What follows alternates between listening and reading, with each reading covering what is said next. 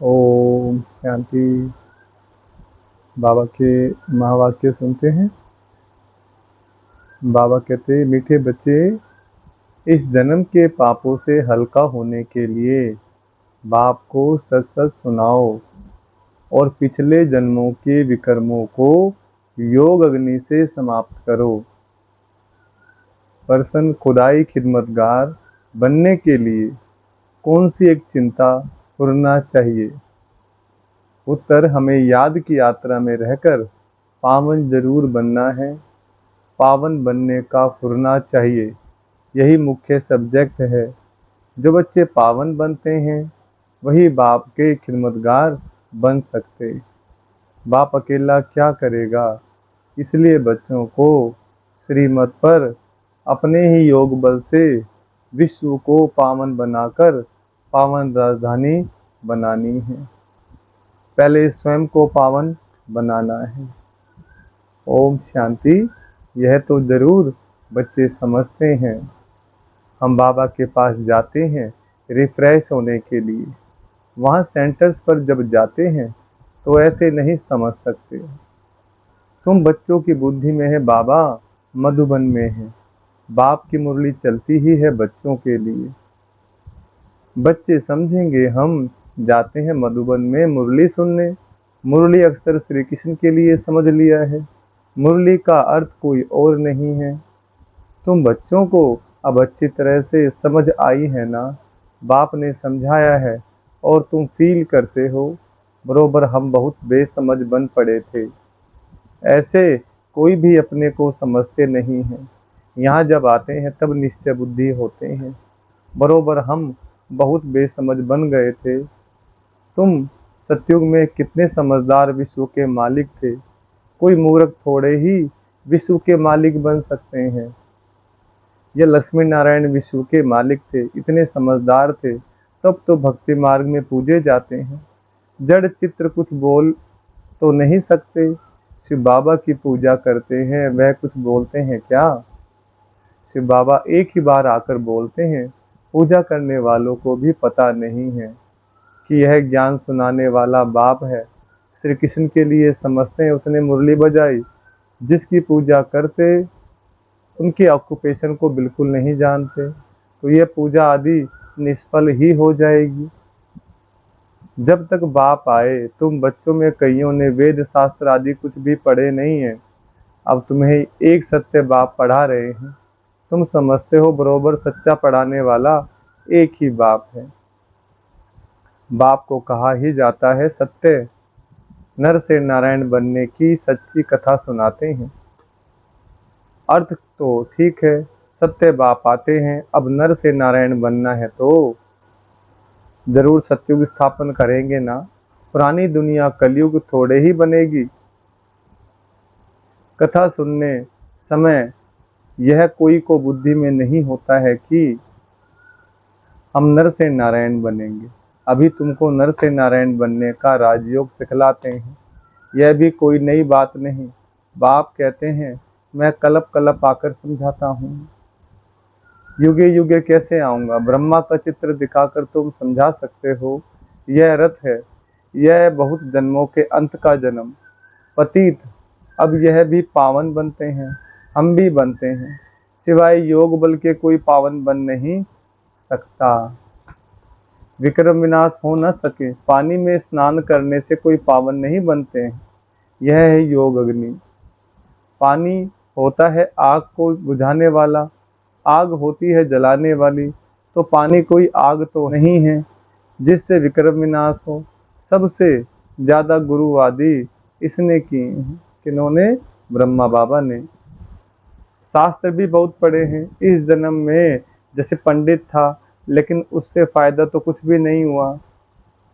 पुण्य आत्मा तो बनते ही नहीं, पाप ही करते आए। बाप ने समझाया है जो अपने को बच्चे समझते हैं तो इस जन्म में जो पाप आदि किए हैं, जबकि सम्मुख बाप आया है तो पाप कर्म बता देने चाहिए।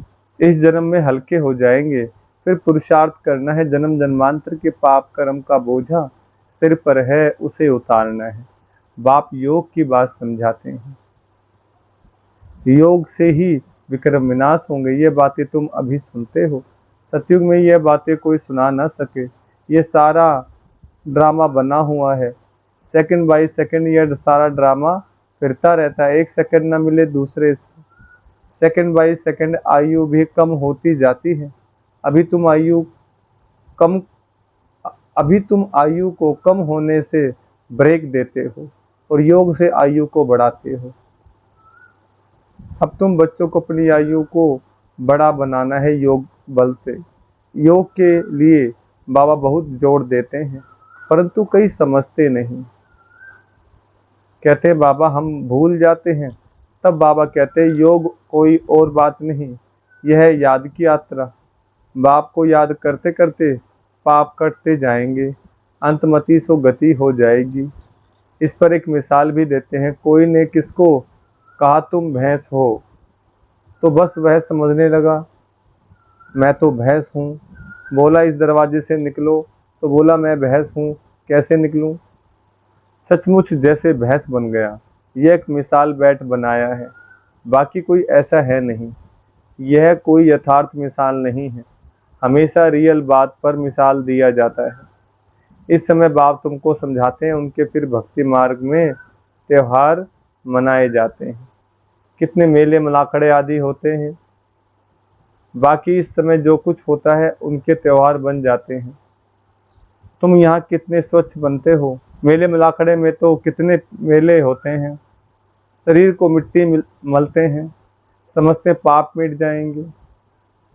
बाबा का खुद यह सब किया हुआ है। नासिक में पानी बहुत गंदा होता है, वहाँ जाकर मिट्टी मलते हैं, समझते पाप विनाश हो जाएंगे। फिर उस मिट्टी को साफ करने के लिए पानी ले आते हैं। विलायत में कोई बड़े महाराजा आदि जाते थे तो गंगा जल का मटका साथ ले जाते थे, फिर स्टीमर में वही पानी पीते। आगे एरोप्लेन मोटर आदि थे नहीं। 100-150 वर्षों में क्या क्या बन गया है। सतयुग आदि में यह साइंस आदि काम में आती है। वहाँ तो महल आदि बनाने करने में देरी नहीं लगती। अभी तुम्हारी बुद्धि पारस बुद्धि बनती है तो सब काम सहज कर देती है। जैसे यहाँ मिट्टी की ईंटें बनती हैं, वहाँ सोने की होती हैं। इस पर माया मछंदर का खेल भी दिखाते हैं। यह तो उन्होंने नाटक बैठ बनाए हैं दिखाने के लिए। बरोबर स्वर्ग में सोने की ईंटें हैं, उसको कहा ही जाता है गोल्डन एज, इसको कहा जाता है आयरन एज। स्वर्ग को तो सभी याद करते हैं, चित्र भी उन्हों के कायम है। कहते भी हैं आदि सनातन धर्म, फिर हिंदू धर्म कह देते हैं। देवता के बदले हिंदू कह देते क्योंकि विकारी हैं, तो देवता कैसे कहें। तुम कहाँ भी जाते हो तो यह समझाते हो क्योंकि तुम हो मैसेंजर, पैगंबर। बाप का परिचय हर एक को देना है। कोई झट समझेंगे कि बरोबर तुम ठीक कहते हो, दो बाप बरोबर है। कोई कह देंगे परमात्मा सर्वव्यापी है। तुम समझते हो एक से हद का वर्षा मिलता है, पारलौकिक बाप से बेहद का वर्षा मिलता है। 21 जन्म के लिए यह ज्ञान भी अभी है, वहाँ यह ज्ञान नहीं रहता। संगम पर ही वर्षा मिलता है, जो फिर 21 पीढ़ी जन्म बाई जन्म तुम राज्य करते हो। तुम सारे विश्व के मालिक बनते हो, यह तुमको अभी मालूम पड़ा है। जो पक्के निश्चय बुद्धि हैं उन्हों को संशय उठाने की बात ही नहीं। बेहद के बाप से बेहद का वर्षा मिलता है। शिव बाबा आएंगे तो जरूर कुछ वर्षा देते होंगे, इसलिए बाबा कहते हैं यह बैज बहुत अच्छा है, इसे सदा लगा कर रखना है। घर घर में मैसेज देना है, फिर कोई माने या ना माने, विनाश आएगा तो समझेंगे भगवान आया हुआ है। फिर जिन्हों को तुमने मैसेज दिया होगा वे याद करेंगे कि ये सफ़ेद पोश वाले फरिश्ते कौन थे। सूक्ष्मतन में भी तुम फरिश्ते देखते हो ना, तुम जानते हो मम्मा बाबा योग बल से ऐसा फरिश्ता बनते हैं,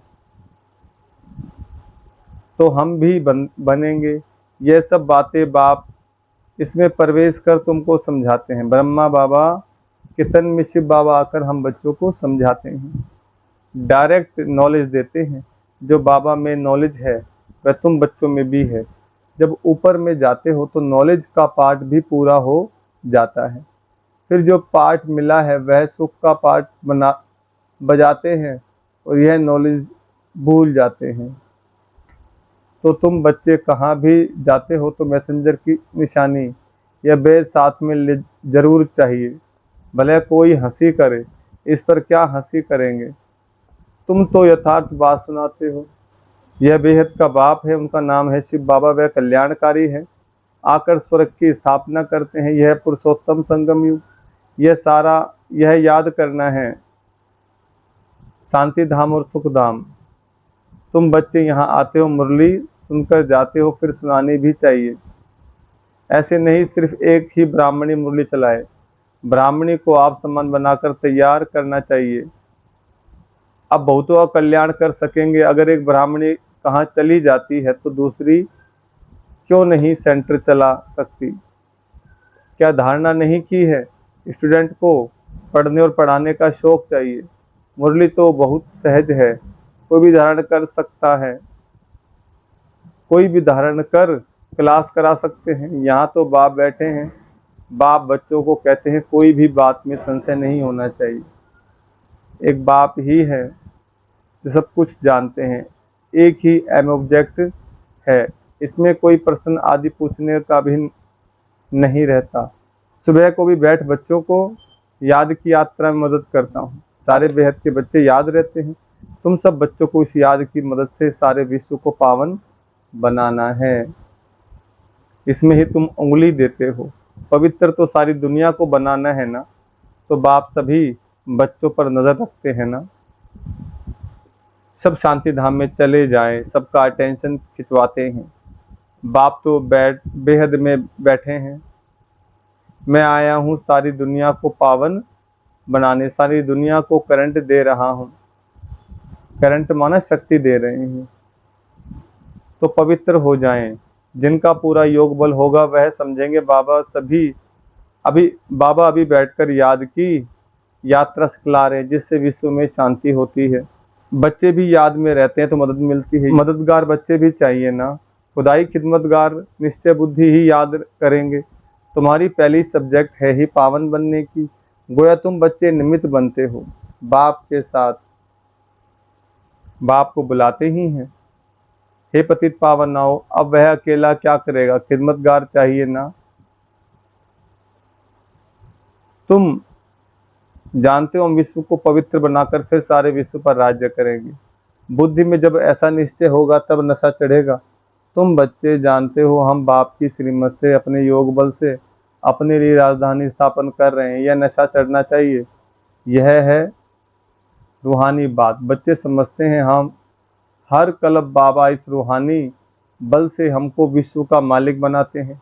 यह भी समझते हो कि शिव बाबा आकर स्वर्ग की स्थापना कर रहे हैं। अभी सिर पर इस याद की यात्रा का भी फुरना है, पुरुषार्थ करना है, धंधा आदि करते भी याद की यात्रा रहे। एवर हेल्दी बनाने के लिए बाप कमाई बड़ी जबरदस्त कराते हैं। इस समय सब कुछ भुलाना पड़ता है। हम आत्माएं जा रही हैं, आत्म अभिमानी बनने की प्रैक्टिस कराई जाती है। खाते पीते चलते फिरते यह क्या बाप को याद नहीं कर सकते। कपड़ा सिलाई करते बुद्धि योग बाप की याद में रहे, बहुत सहज है। यह तो समझाते, यह तो समझते हो। 84 का चक्कर पूरा हुआ है। अभी बाप हम आत्माओं को राजयोग सिखलाने आए हैं। यह वर्ल्ड की हिस्ट्री ज्योग्राफी रिपीट होती है। कल पहले भी ऐसे हुआ था, जो अब फिर रिपीट हो रहा है। यह रिपीटेशन का राज भी बाप ही समझाते हैं। हर एक को ड्रामा में पार्ट मिला हुआ है, वह बजाते रहते हैं। बच्चों को राय दी जाती है कि बाप को याद करो तो सतप्रधान बनेंगे, फिर यह शरीर भी छूट जाएगा। तुम्हारी बुद्धि में अब यही है कि हम आत्मा सतप्रधान बने, क्योंकि वापस घर जाना है। सतयुग में ऐसे नहीं कहेंगे, वहाँ तो कहेंगे एक पुराना शरीर छोड़ दूसरा लेना है। वहाँ तो दुख की बात ही नहीं, यहाँ यह दुख धाम है। पुराने शरीर हैं तो समझते हैं इनको छोड़ अब वापस घर जाएं। बाप को निरंतर याद करना है, वह निराकार बाप ही ज्ञान का सागर, वही आकर सदगति करते हैं। बाप कहते साधुओं का भी उद्धार करता हूँ, तुम अब एक बाप से योग लगाओ, तुम सब आत्माओं को बाप से वर्षा लेने का हक है। अपने को आत्मा समझ ही अभिमानी बनो और बाप को निरंतर याद करो तो पाठ। अपने को आत्मा समझ ही अभिमानी बनो और बाप को निरंतर याद करो तो पाप करते जाएंगे। अच्छा, मीठे मीठे सिखला बच्चों प्रति माता पिता बाप दादा का याद प्यार और गुड मॉर्निंग। रूहानी बाप की रूहानी बच्चों को नमस्ते। हम रूहानी बच्चों की रूहानी बाप दादा को नमस्ते नमस्ते नमस्ते। दूसरा पॉइंट, विश्व में शांति स्थापन करने के लिए याद की यात्रा में रहना है। जैसे बाप की नज़र बेहद में रहती है, सारी दुनिया को पावन बनाने के लिए करंट देते हैं, ऐसे फॉलो फादर कर मददगार बनना है। वरदान, कर्म और योग के बैलेंस द्वारा कर्मातीत स्थिति का अनुभव करने वाले कर्म बंधन मुक्त भव। वरदान का विस्तार, कर्म के साथ साथ योग का बैलेंस हो तो हर कर्म में स्वतः सफलता प्राप्त होती है। कर्मयोगी आत्मा कभी कर्म के बंधन में नहीं फंसती, कर्म के बंधन से मुक्त को ही कर्मातीत कहते हैं। कर्मातीत का अर्थ यह नहीं है कि कर्म से अतीत हो जाओ, कर्म से न्यारे नहीं, कर्म के बंधन से में फंसने से न्यारे बनो। ऐसे कर्मयोगी आत्मा अपने कर्म से अनेकों का कर्म श्रेष्ठ बनाने वाली होगी, उसके लिए हर कार्य मनोरंजन लगेगा, मुश्किल का अनुभव नहीं होगा। स्लोगन, परमात्मा प्यार ही समय की घंटी है जो मृत्यु वेले उठा देती है। अच्छा, ओम शांति।